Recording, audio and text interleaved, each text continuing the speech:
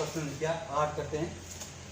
प्रश्न क्या है? प्रश्न है क्या -1/1/8 का गुणात्मक प्रतिलोम 8/9 है? अगर इसका -1/1/8 का गुणात्मक प्रतिलोम 8/9 है तो क्यों है? अगर नहीं है तो क्यों नहीं है? तो इसके लिए अपन क्या करेंगे, ये अपन के पास एक -1/1/8। अब -1/1/8 को सरल करेंगे तो क्या आएगा, 8 एकम 8 और 8 के अंदर 1 जोड़ेंगे तो क्या आएगा, -9/8। अब -9/8 का गुणात्मक प्रतिलोम क्या होगा, -9/8 का गुणात्मक प्रतिलोम। गुणात्मक प्रतिलोम क्या होता है, संख्या विपरीत हो जाती है, अंश की जगह हर की जगह अंश, यानी -9/8 का क्या हो जाएगा, 8/-9। इसका मतलब ये है कि ये जो संख्या -1/1/8 का गुणात्मक प्रतिलोम 8/9 नहीं आ रहा है। कितना आ रहा है, 8/-9 आ रहा है। तो इसलिए अपन क्या कहेंगे कि -1/1/8 का गुणात्मक प्रतिलोम 8/9 नहीं है। कितना है कि भाई -1/1/8 का गुणात्मक प्रतिलोम कितना है, -8/-9 है। अगर अपन ध्यान दें यहाँ पर तो -1/1/8 का जो मान सरल क्या, -9/8 और इसका गुणात्मक प्रतिलोम 8/9। गुणात्मक प्रतिलोम में हमेशा जब परिमेय संख्या की प्रतिलोम संख्या को गुणा करें तो उसका मान कितना आता है, 1 आता है। तो ये आता है -9/8 गुणा 8/9 करें गुणा 8/9। अगर इनको गुणा करें तो क्या आना चाहिए, 1 आना चाहिए। लेकिन यहाँ पर 8 से 8 कैंसिल, 9 से 9 कैंसिल, लेकिन आपके पास यहाँ पर कितना बचता है, -1, क्योंकि यहाँ 1 बचेगा। तो ये किसका पद है, माइनस का। जब आपके पास में परिमेय संख्या के उसके प्रतिलोम परिमेय संख्या से गुणा करें तो 1 आना चाहिए, लेकिन यहाँ पर 1 नहीं प्राप्त हो रहा है, इसलिए ये -1/1/8 का गुणात्मक प्रतिलोम 8/9 नहीं है। अब प्रश्न संख्या 9 है, 3/1/3 का गुणात्मक प्रतिलोम 0.3 है। अगर है तो क्यों, अगर नहीं है तो क्यों नहीं।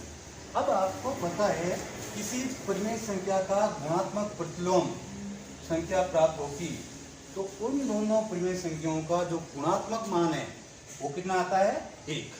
तो अपन क्या करें, इसके लिए 3/1/3 और 0.3 इनको अगर गुणा करें तो उसका जो मान है वो कितना आना चाहिए, 1।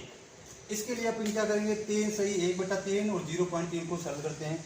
तो 3 एकम 3 गुणा 3 कितने होते हैं, 9। 9 और 1 10। इसका मतलब है वो है ये 10/3। 3/1/3 को सरल किया तो 10/3 गुणा 0.3। अब ये पॉइंट हटाया तो यहाँ पर पॉइंट बट्टा में क्या लिखा, पॉइंट के स्थान पर 1 और बाद में कितने अंक, 1 अंक है, तो क्या हो गया, 3/10, यानी 10/3 गुणा 3/10। अब अपन को इसको सरल किया, ये 3 अंश में और ये 3 हर में, ये 10 अंश में और ये 10 हर में। इसका मतलब है कि ये जो संख्या है इन दोनों का मान कितना आया, 1। अब अपन क्या कहेंगे कि परिमेय संख्या एवं गुणात्मक प्रतिलोम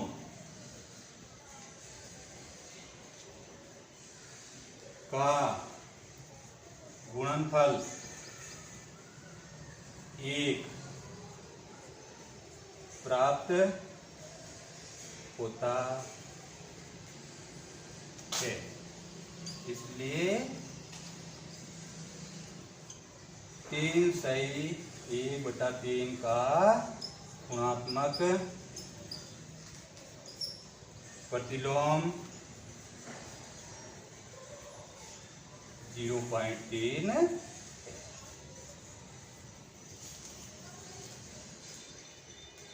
अब अपने के पास में प्रश्न संख्या 10। इसका पहला है ऐसी परिमेय संख्या जिसका कोई व्युत्क्रम नहीं है। आपको बताने की ऐसी परिमेय संख्या बतानी है जिसका कोई व्युत्क्रम नहीं है, और ऐसी संख्या जो कौन सी है, शून्य। यानी परिमेय संख्या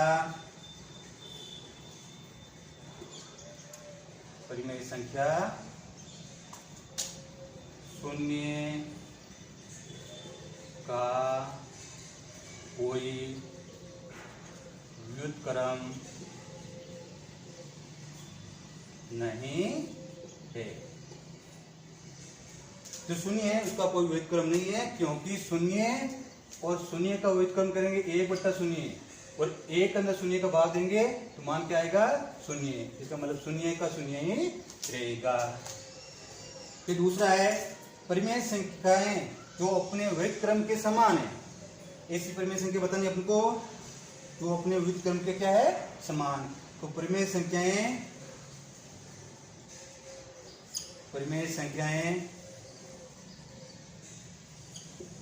1 व -1। 1 व -1 क्या है, परिमेय संख्याएं 1 व -1 अपने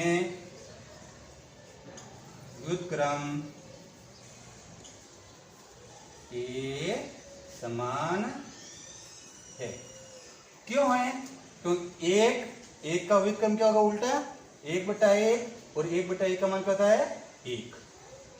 -1 का व्युत्क्रम क्या होगा, 1/-1, और 1/-1 का मान क्या होगा, -1। इसका मतलब -1 समान हो गया, 1 का 1 समान हो गया। यानी परिमेय संख्या 1 व -1 अपने व्युत्क्रम के समान हैं। फिर अपने के पास आता है परिमेय संख्या जो अपने ऋणात्मक के समान है, और ऋणात्मक के समान कौन हो सकता है, शून्य। क्योंकि शून्य का ऋणात्मक क्या होगा, -0, और -0 क्या होता है, शून्य। हमेशा ध्यान रखना परिमेय संख्या जो शून्य है, परिमेय संख्या शून्य अपने ऋणात्मक के समान है।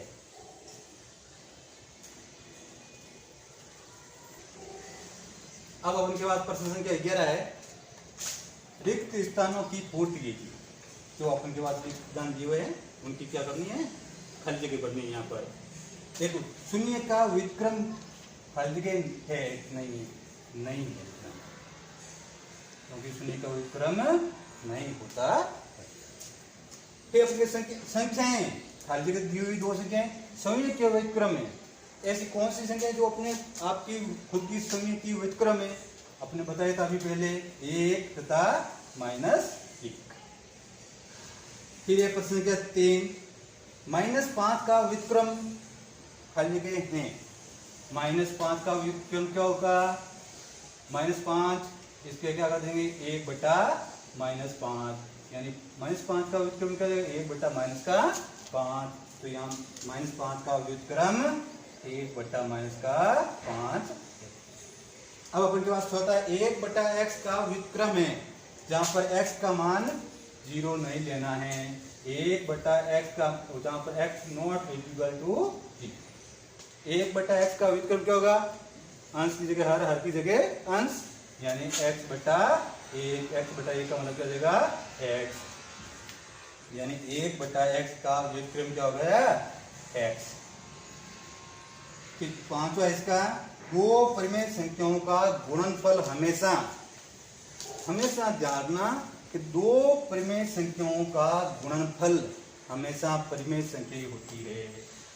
परिमेय संख्या,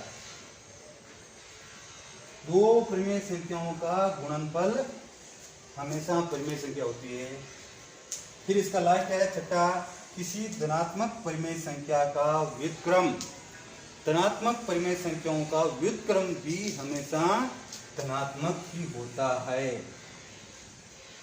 धनात्मक परिमेय संख्याओं का व्युत्क्रम भी हमेशा क्या होता है, धनात्मक होता है, और ऋणात्मक परिमेय संख्याओं का व्युत्क्रम ऋणात्मक होता